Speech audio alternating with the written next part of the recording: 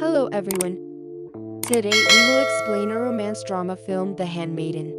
Spoiler alert, sit tight and enjoy the movie recap. Now let's start our daily recap dose. This is part 2 of the movie if you want to see part 1. Link in the description. Now movies part 2 starts with a scene where we know more about Lady Hideko's past. She has to eat metal balls, which look like Benoit balls, when she's a little girl because her handmaid hits her repeatedly when she talks back. She is then taken into her room, where she is informed that an ogre lives outside of her room and will smother her if she ever cries. He additionally shares the photograph of Hideko's mom that we had seen her show to Suki. Hideko's aunt teaches her Japanese by reading her graphic novels and teaching her the words penis and vagina. Before letting go, her uncle approaches and grabs both of their faces, suffocating them. Now that she can speak Korean, we see the young Hideko slap a servant for being mean to her. She hears from her uncle that her mother gave her a touch of madness, and he promises to try to teach her so that she doesn't end up in a mental institution. She is taught to read from his book collection, which now reveals to be very explicitly sexual books, as part of the training. The youthful Hideko peruses from a realistic story and her uncle hollers at her absence of verbalization. The adult Lady Hideko is then seen reading from passages that are sexually explicit at the readings for collectors. She streaks back to the day of Harani's hanging and the workers gazing up at her. In the meantime, the Japanese book collectors continue to read, and the stories become increasingly graphic. She also chokes herself while demonstrating the material to the audience. She is beat up. She is carried up to the ceiling on a wooden puppet. The books are sold at an auction. Because the sexually explicit illustration has been removed, one has lost value. Because the illustration was necessary to convey what words alone could not, nobody wants to buy the book. These readings are carried out by a hired forger who impersonates Count Fujiwara. He informs Hideko's uncle that all but one of the women on the estate are drawn to him. He heard that her uncle is locked into her and recommends to him to ease off of her preparation or shall be dead inside. Lady Hideko and Count Fujiwara talk over dinner. He tries to convince her that he loves her, but she realizes that he is lying. He acknowledges that he is the son of a Korean farmhand, and he spent 3 years learning to paint forgeries in order to gain access to her and claim her father's inheritance. But after meeting her, he realized how smart she was, so he made a new deal. If he suggested that he save her from her uncle, they would split the money. She declares that she does not wish to marry anyone. He knows that she plans to kill herself, but he says that all of her money would go to a wicked uncle. She says that if they eloped, he will find them and take her to the basement where he tortures people. He has taken her there as a child and shown her what he did to her aunt there. She receives highly concentrated opium from Count Fujiwara, who promises that if she is ever caught, 3 drops will put her to sleep, 5 will knock her out, and all of them will kill her. They intend to send a servant to a mental institution in Hideko's name for her. After she is discovered to be having sex with the Count, they get rid of her previous one.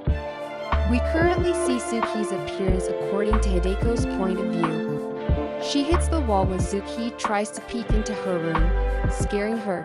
She assists Suki as she gets ready for bed. Then, at that point, she shouts to get Suki to come, guaranteeing she had a bad dream. Hideko reads a letter from Count Fujiwara to her in which he tells her to always show Suki her clothes because that is part of the reward she will receive for helping him if she wasn't being duped. He emphasizes that because she is illiterate, she will not be able to read the letter she is reading. She knew she couldn't read the recommendation, so she asked Suki to read it aloud. Hideko additionally heads outside and chastens her workers for taking Suki's shoe, saying assuming that she takes off, she'll toss them out.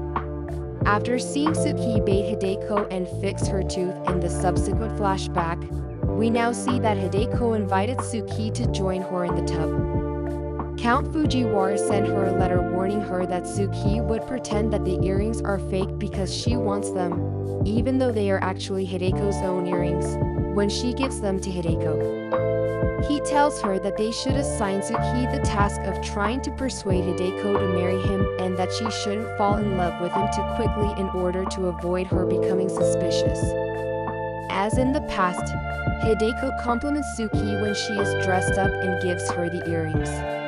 Similar to before, Hideko feels a sense of companionship towards Suki when she talks about her mother's death during childbirth. Hideko and Count Fujiwara really don't like each other and only allow each other to follow their plan. Now, Suki sits around, irritated, and watches Hideko and the Count have a flirtatious conversation. They are now openly talking about how much they dislike each other. Hideko observes Suki's jealousy.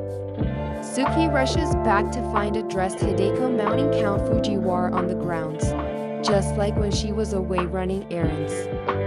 Now we can see that they staged that pose to imply to her that they were in love. We see Hideko lecturing the Japanese men about sexual literature. She examines Benoit balls and books. The men cheer. The scene with Hideko and Suki having sex again is shown next, this time with the intention of teaching Hideko how to please a man. However, the lesbian sex scene is now longer and more graphic, with both women verbally pleading with each other cunnilingus and grinding and fingering each other. Hideko is told by Suki that she is good at having sex. Count Fujiwara yells at Lady Hideko a day or two later, warning her that if she scares Suki, she will close up like a clam. The lady regrets arranging to have Suki imprisoned in a psychiatric facility, but he informs her that Suki claimed Lady Hideko was so dense that even if someone pulled on her nipples, she wouldn't know someone wanted sex. Although it is true that Suki made this statement at a very early stage, she did so at a time when she was not completely invested in Lady Hideko's companionship and was working hard to follow the plan despite her growing attachment.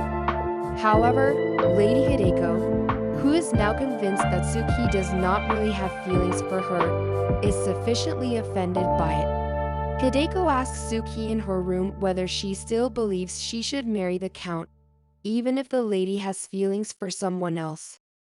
Hideko slaps Suki after she says yes and pushes her out of her room. After that, she goes to hang herself from the same tree that her aunt had, declaring that she wishes she hadn't been born, and she grabs the rope that Suki found earlier in the hat box. We're supposed to believe that this is why, despite falling in love with Suki, she allows her to be sent to a mental institution.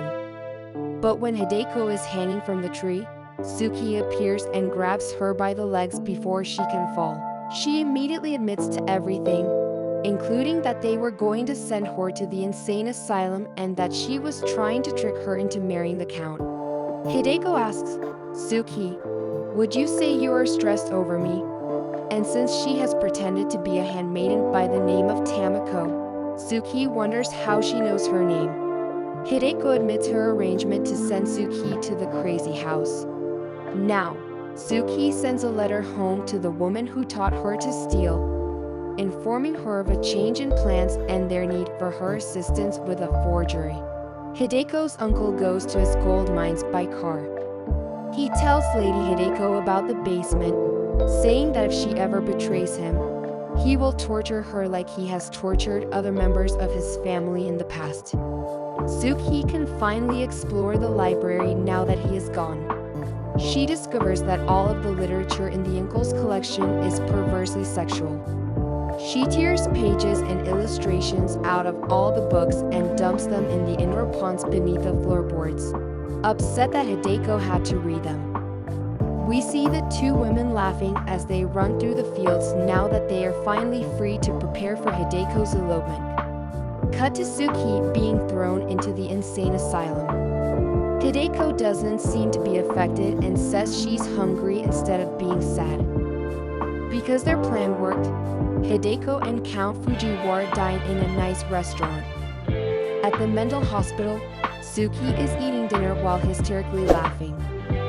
Count Fujiwara explains at a photography studio that they will replace Suki's photo on her ID with Hideko's so that she can assume her identity and Hideko can be placed in a mental institution, allowing them to recoup her inheritance without being discovered by her uncle. Since she has taken Suki's identity, the Count admits that he might actually like Hideko and suggests that they get married once more.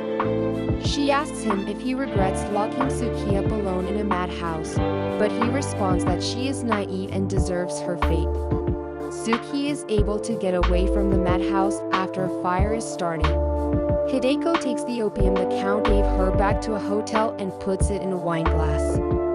He decides to have sex after they kiss. She drinks from her wine glass, trusting damnation follow after accordingly, yet he doesn't. He kisses her breasts after she lets him, but he doesn't drink the wine. At last she drinks from his glass and kisses him, moving wine from her mouth to his. He then gets really sexually aggressive with her, pointing to the books she read aloud that say women like being taken hard. However, the opium in the wine causes him to pass out before he can hurt her. He wakes up to find that two criminals have taken him into town. Hideko and Suki are now back together. Suki has snapped a photo of herself dressed as a man and uses her fraud abilities to supplant the photograph in Count Fujiwara's ID, assuming control over his character. Hideko informs her uncle in a letter that the Japanese count he had been trying to impress for years is actually the son of a Korean farmhand, and she presents him to him. She also tells him to tell the Count that no woman likes to be taken by force outside of books.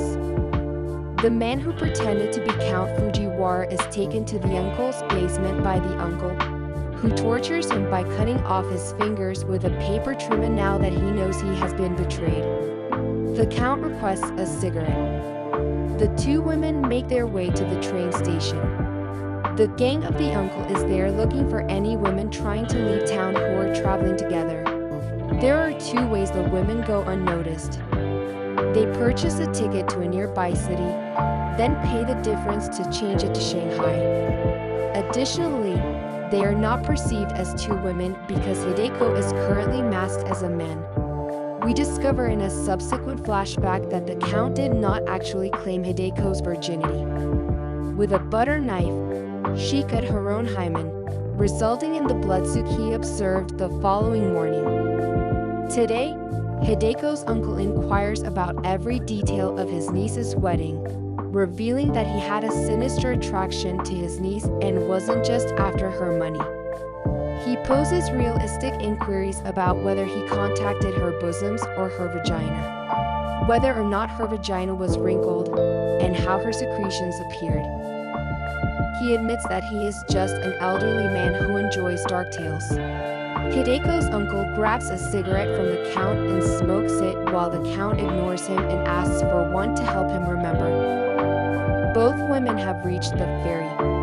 Hideko disposes of her phony mustache now that they are securely in transit to Shanghai. While the Count lies bleeding from finger loss, Hideko's uncle removes his underwear. The Count claims that the cigarettes contain mercury, which has poisoned them both, and that the torture cannot continue. Uncle dies, and Count attempts suicide by inhaling the air. In the final scene, Suki and Hideko are traveling to their new home in their ship's stateroom. They undress, kiss, and have a long sexual experience. Now that they are free, they have more lesbian sex. But this time they are clearly in love and affection.